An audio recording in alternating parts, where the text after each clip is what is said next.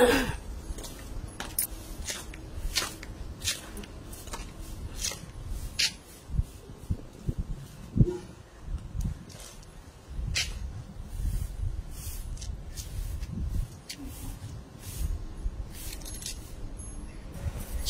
আজকে তোমাদেরকে আমার বাড়ির আম গাছ, গুলিয়ে ফেলো না কিন্তু, আমার বাড়ির আম গাছ, পার্সোনাল আমার আম গাছের আম না কিন্তু, দেওরদেরকে বলছি, আর আশফল গাছ দুটোকেই দেখাবো।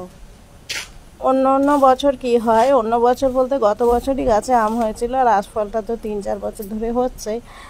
তো গত বছর কিন্তু আম গাছটাকে বারংবার তোমাদেরকে দেখিয়েছিলাম, মানে সেই আলাদা আনন্দ। এই বছরও আনন্দ ছিল, তার মধ্যে কোথাও একটা আমার এই আম আর আশফল নিয়ে একটা কষ্ট আছে, যাকে তোমাদের বলা যাবে না, কিছু পুরনো স্মৃতি জড়িয়ে রয়েছে এর সঙ্গে। এই একদমই পার্সোনাল ব্যাপার, তোমাদেরকে বলা যাবে না। তো দেখো এক ঝলক দেখিয়ে দেই তোমাদেরকে, বিরাট আনন্দ হচ্ছে আমার। আর কি বলো তো, এত বেশি রোদ্দুরের তাপ না, বৃষ্টি হচ্ছে না, দেখো সেই ছোট ছোট থাকতেই পেকে যাচ্ছে, বলে না অল্প বয়সে পাকলে যা হয়, তো আমার মনে হচ্ছে আমগুলোর অবস্থা তাই হবে।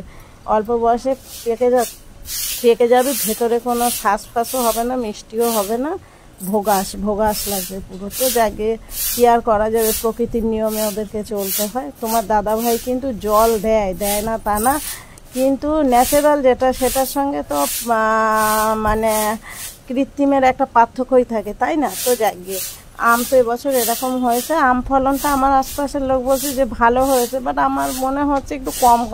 ওকে, দ্যাটস ওকে, কোনো ব্যাপার না, গাছের ফল দুটো হলো, সেটা কিন্তু গাছের ফল।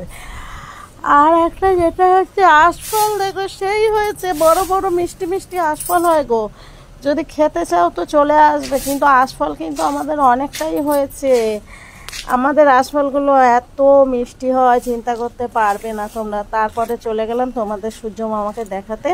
সূর্য মামা কে কে দেখেছো আমাকে বলো, আমি তো ভাই প্রতিদিন দেখি, আমি তো জানি না তোমরা প্রতিদিন দেখছো কি না। এইবার চলো, এই যে আমি বাড়ি ঢুকে যাচ্ছি, তোমাদের দাদাভাইকেও এক ঝলক দেখিয়ে দিলাম।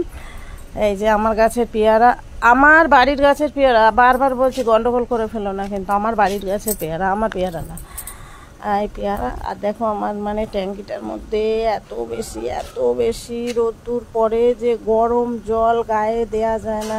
দুপুরবেলা আমাকে অবভিয়াসলি পাম্প চালাতে হয়। আর প্রকৃতির দৃশ্যটা দেখো, থ্যাংক ইউ, সকালে অনেক অনেক ভালো থেকো, টাটা, আর বাই, সি ইউ।